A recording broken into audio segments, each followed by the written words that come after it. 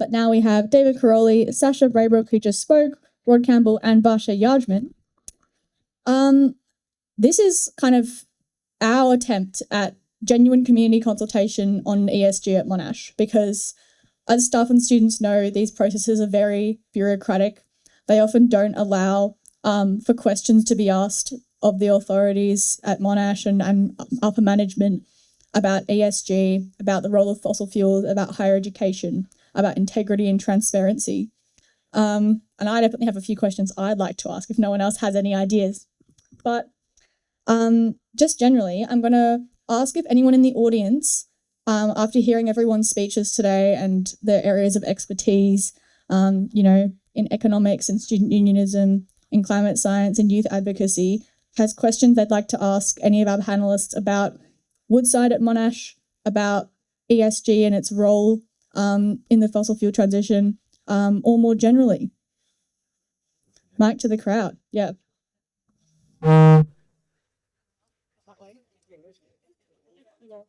I think Lincoln's got it. Yeah.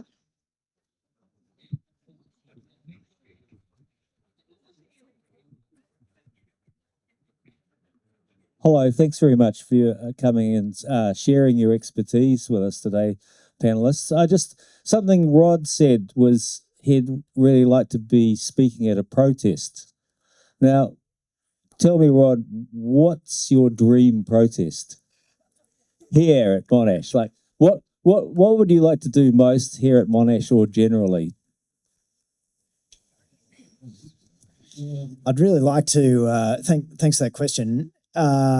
My early engagement with Monash was school bands contests at Robert Blackwood Hall.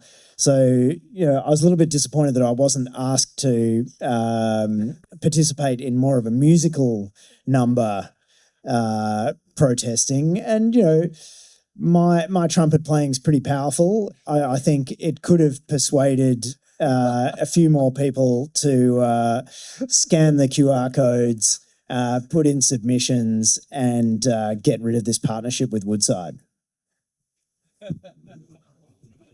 I was at Monash and was involved in demonstrations against the Vietnam War, and they worked. They worked because Australia stopped conscription, and every demonstration can still work. And that's why I took my grandchildren to the Stop Global Warming climate demonstrations that were part of the talks that Varsha talked about earlier on. Wasn't that right? Yes, and you were also involved. So the school strike for climate, I was the climate doctor in the most recent Stop Climate demonstrations. And School Strike for Climate is still an active and ongoing program that I think we should be all supporting at the same time as we stop Woodside. Yeah. And I wanted to say, Rod, we will now invite you to every single Stop Woodside protest, even if it's across the country. Now that you said that, I'm holding you to account. And any other audience questions? Yeah, I think that's got it. Just wondering, does Woodside provide much funding for studies here at Monash? I suppose that's more of a question to me rather than our panelists, as I wouldn't suspect they would know a whole lot about it. It's kind of the nitty-gritty of the research that Stop Woodside Monash has been doing. But Woodside does provide funding for research here. The exact amount is unknown because Monash has not made the documents public. Part of what we have done as Stop Woodside Monash is put in a Freedom of Information request to the university for these documents. So their contract with Woodside, where the money goes, how much money there is, what the yearly amount is, what actual projects the research is funding. You can find some of these out through the research outputs on the Monash Uni research webpage. And there's some kind of concerning things like harnessing Australia's hydrogen market to help fossil fuel interests.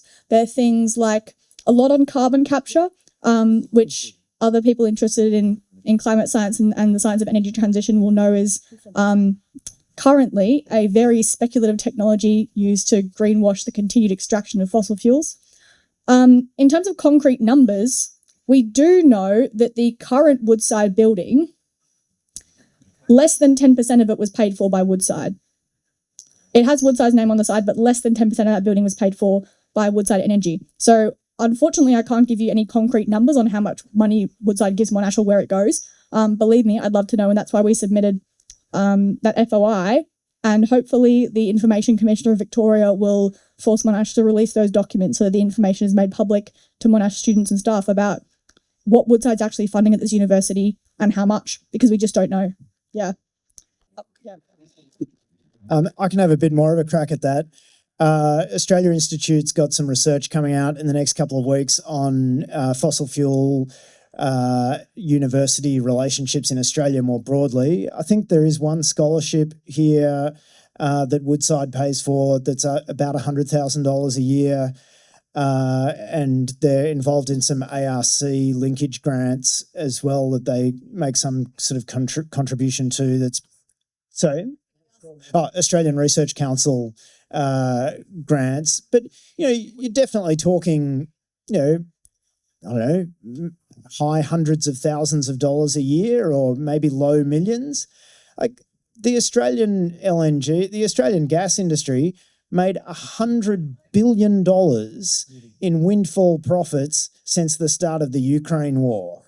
Like the percentages, if you look at the funding of whether it's scholarships here or the building costs, these are a minuscule percentage of the money that Woodside makes from extracting Australian resources.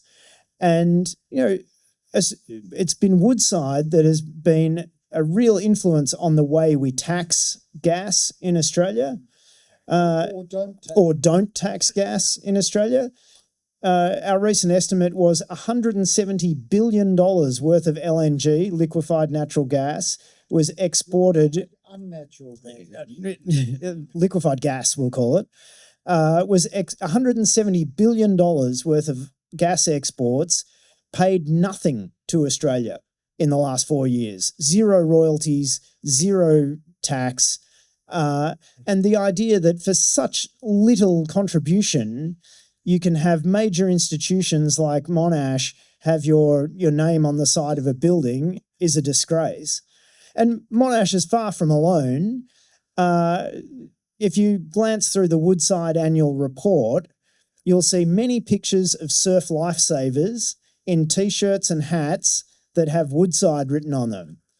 Have a guess how much actual money Woodside pays to Surf Lifesaving Western Australia as a grant. Here is some money, go and save lives. Any guesses?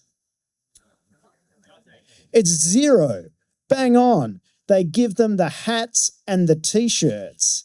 So at least Monash got 10% of a building out of it. Surf Lifesaving Western Australia has sold out for hats. Yeah, shame to that. I've been informed by the very smart tech people that I am very not good at tech, need to move away from the speaker, which is why I'm over here. Any other audience questions for our wonderful panelists today? Okay, yeah. Lincoln's going to run the mic to you.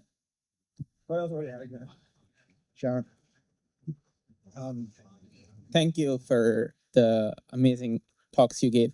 I'm gonna ask maybe a hard question. What do we do from here? Like, how do we ensure this sort of institutional capture by fossil fuel industries of all of these institutions? How do we decouple them?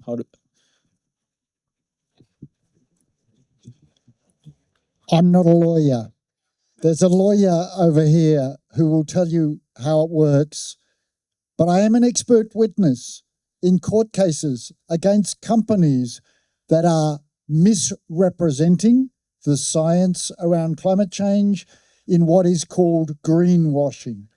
And that is a really important way that I can contribute and others can contribute in action to stop the Australian government misleading people about climate change, that court cases against Monash University, while unlikely to win, would get a lot of public attention. And it's equally the case that there have been successful court cases around greenwashing and misinformation recently.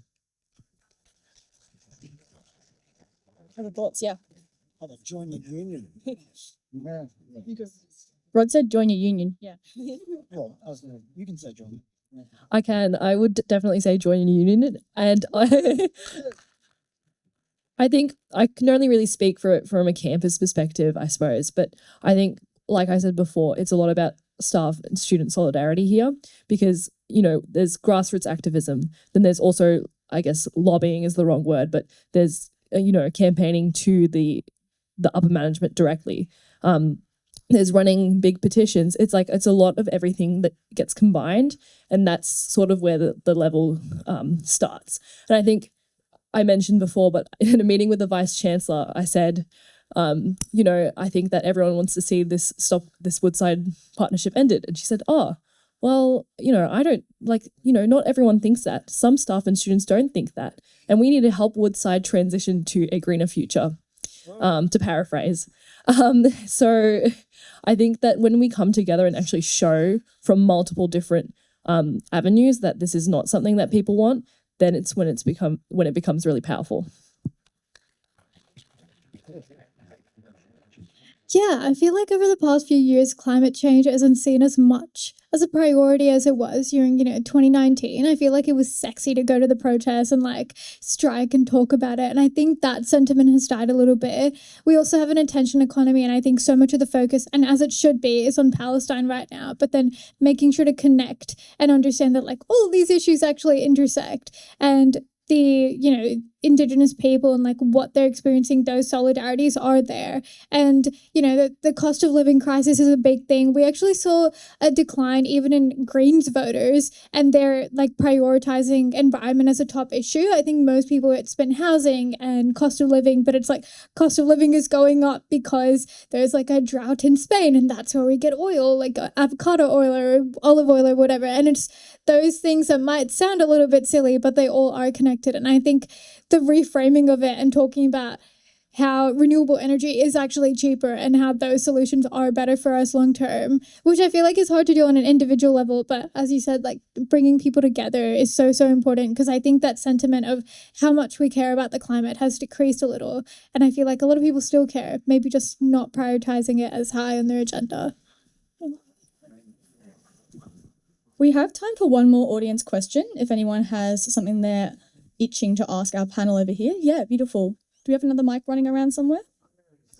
Or perhaps not. I'm happy to pass mine over. That's all right. I'm doing crowd work now. No. I just want to thank you for coming here today. As someone from Pakistan, it's really, honoring to see that we are recognizing the impacts of climate change on my home country. So I'm seeing videos of Karachi, where I'm from, being covered in floods. And even 2 years ago, I was in Pakistan when a lot of those floods and those heat waves were happening. Anyways, besides the point, my question was, there's a broader picture here that we're seeing in terms of climate change and all these issues, and the onus is often placed on us as consumers, right? But what do you think is the broader picture? What is the intersection of all these social justice issues, especially climate change? And you might have hinted at it before. But yeah, what is it really? That's a beautiful question. Thank you.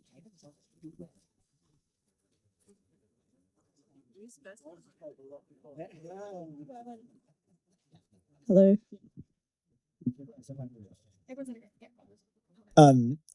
Great question. And yeah, having been to Pakistan, I've seen some of those impacts myself as well.